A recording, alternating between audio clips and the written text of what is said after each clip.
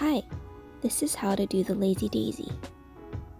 This stitch can be used to make petals for flowers or small leaves.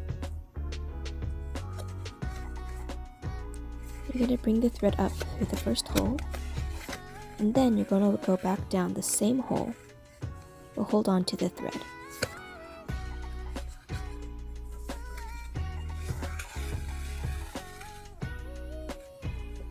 Then go up through the second hole and put it through the loop that we just made.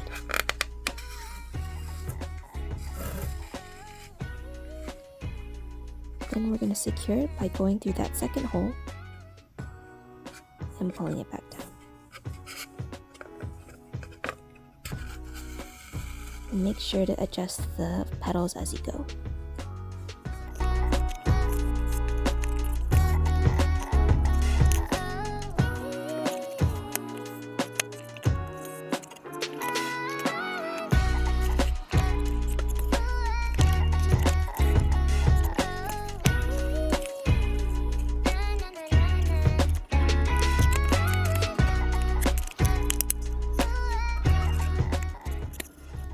Even out any of the petals or leaves just by using your needle and running it under.